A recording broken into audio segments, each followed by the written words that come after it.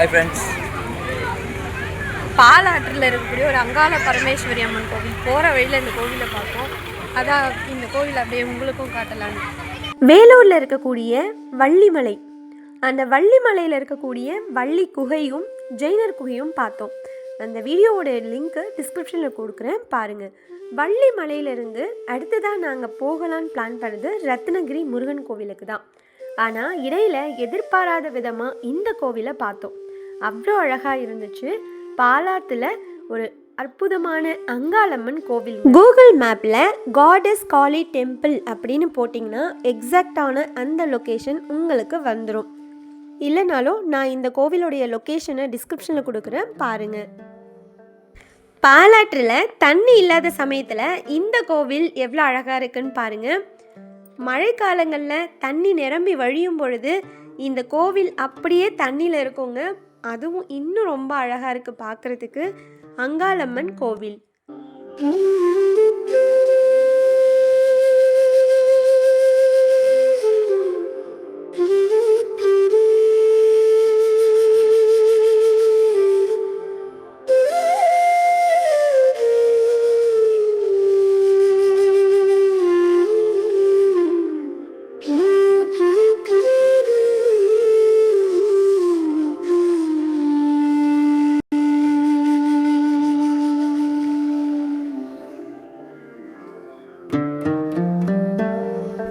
திருவள்ளம்லேருந்து இந்த கோவில் இருக்கக்கூடிய இடத்துக்கு வரணும் அப்படின்னு பார்த்தீங்கன்னா 4 கிலோமீட்டர் தூரத்தில் தான் இந்த அங்காளம்மன் கோவில் இருக்குங்க. அம்முண்டி அப்படிங்கிற கிராமத்துக்கும் அரப்பாக்கம் அப்படிங்கிற 2 கிராமத்துக்கும் இடையில தான் பார்த்தீங்கன்னா இந்த பாலாறு. அந்த பாலாத்துக்குள்ளே தான் பார்த்தீங்கன்னா அங்காளம்மன் கோவில் இருக்குது. ரத்னகிரியிலேருந்து இந்த அங்காளம்மன் கோவில் பார்த்தீங்கன்னா 3 கிலோமீட்டர் தூரம். சென்னையிலேருந்து இந்த கோவிலுக்கு பார்த்தீங்கன்னா 133 கிலோமீட்டர் தூரத்துலையும். அடுத்ததாக வேலூர்லேருந்து இந்த கோவிலுக்கு பார்த்தீங்கன்னா 14 கிலோமீட்டர் தூரத்தில் தான் இந்த அங்காளம்மன் கோவில் இருக்குங்க. 13 அடி உயரத்தில் ஒரு காளியம்மனுடைய சிலையை இந்த கோவிலில் கட்ட போகிறாங்க. அதற்கான திருப்பணி நடந்துட்டு இருக்குங்க.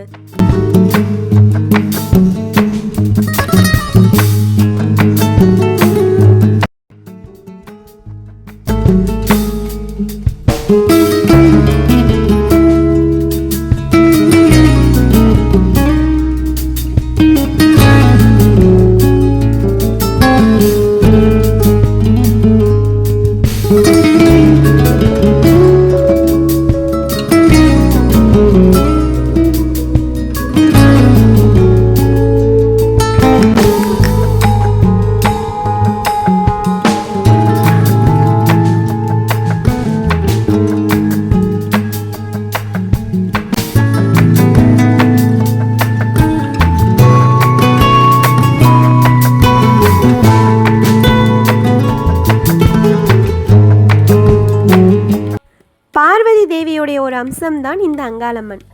அங்காளம்மனா பார்வதி தேவி அவதாரம் எடுக்கிறதுக்கு என்ன காரணம்? அது மட்டும் இல்லாமல் பல ஊர்களில் கிராம தேவதையாகவும் காவல் தெய்வமாகவும் இந்த அங்காளம்மனை வழிபாடு செய்கிறாங்க.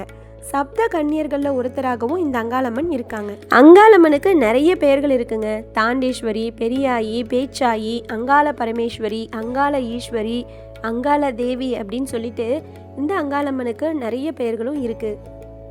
பார்வதி தேவி எதற்காக அங்காளம்மனா அவதாரம் எடுக்கிறாங்க அப்படின்னு பார்த்தீங்கன்னா, சிவபெருமான் மாதிரியே பிரம்மதேவருக்கும் 5 தலைகள் இருந்திருக்கு. அதனால் பிரம்மதேவருக்கு பார்த்திங்கன்னா தலைக்கணமும் அதிகமாக இருந்திருக்கு. அவருடைய ஆணவத்தை அழிப்பதற்காக சிவபெருமான் என்ன செய்கிறாரு, அவருடைய 5 தலைகள்லேருந்து ஒரு தலையை வெட்டி எடுத்துருவார். அந்த வெட்டப்பட்ட அந்த பிரம்மதேவருடைய தலை பார்த்திங்கன்னா சிவபெருமானுடைய கையிலேயே ஒட்டிக்கும். அதை கபாலம் அப்படின்னு சொல்லுவாங்க. அதுவே அவருக்கு ஒரு சாபமாக மாறி சிவபெருமான் பிரம்மஹத்தி தோஷத்தால் பாதிக்கப்பட்டு பிச்சை எடுத்து உண்ணக்கூடிய நிலைக்கும் தள்ளப்படுவார். இதை பார்த்த பார்வதி தேவி மிகவும் வருத்தப்பட்டு அவருடைய அந்த பிரம்மஹத்தி தோஷத்திலிருந்து நிவர்த்தி கிடைக்கணும், அந்த சாப விமோக்ஷனம் அடையணும் அப்படிங்கிறதுக்காக அங்காளம்மனா அவதாரம் எடுக்கிறாங்க. அந்த கபாலத்தை அழிப்பதற்காக பிரம்ம தேவருடைய அந்த 5வது தலை சிவபெருமானுடைய கையில் இருக்கு இல்லையா, அதை அழிக்கிறதுக்காக தான் அங்காளம்மனா அவதாரம் எடுக்கிறாங்க பார்வதி தேவி. இதெல்லாமே நடந்தது பார்த்திங்கன்னா பண்டைய காலத்தில் தண்ட காருண்யம் அப்படின்னு சொல்லக்கூடிய அந்த இடம் இப்போது மேல்மலையனூர் அப்படின்னு சொல்வோம். அந்த மேல்மலையனூரில் இருக்கக்கூடிய அங்காளம்மன் கோவில் தெரியாதவங்க நிச்சயம் யாரும் இருக்க முடியாது. இந்த நிகழ்ச்சி எல்லாமே நடந்தது அந்த மேல்மலையனூரில் தான். இந்த அங்காள பரமேஸ்வரி கோவிலில் பார்த்திங்கன்னா ஞாயிற்றுக்கிழமை, பௌர்ணமி, அமாவாசை, செவ்வாய்க்கிழமை, வெள்ளிக்கிழமை இந்த கிழமைகளில் மட்டும் பார்த்திங்கன்னா அம்மனுடைய அருள்வாக்கும் சொல்வாங்களாம். காலையில் 9 மணிலேருந்து மாலை 5 மணி வரைக்கும் இந்த கோவிலில் அருள்வாக்கும் சொல்வாங்களாம். தீய சக்திகளால் பாதிக்கப்பட்டவங்க, அதாவது ஏவல், பில்லி, சூனியம் இந்த மாதிரி தீய சக்திகளால் பாதிப்புக்கு உள்ளானவங்களும், அது மட்டும் இல்லாமல் நோய்கள்லேருந்து நிவாரணம் கிடைக்கணும்னு நினைக்கிறவங்களும் அங்காளம்மனை வழிபாடு செய்யுங்க. கண்டிப்பாக அதிலிருந்து உங்களுக்கு ஒரு நிவர்த்தி கிடைக்கும்.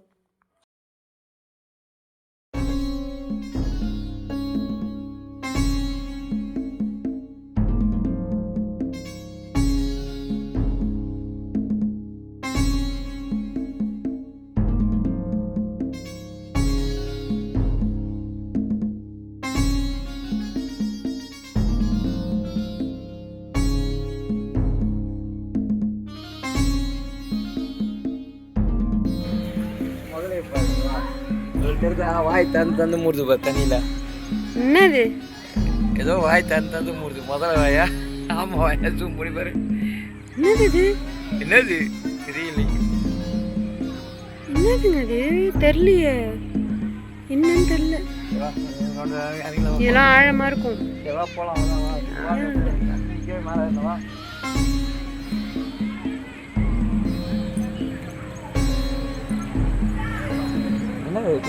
இல்ல அங்க ஏதோ குச்சிங்க ஏதோ இருக்கு.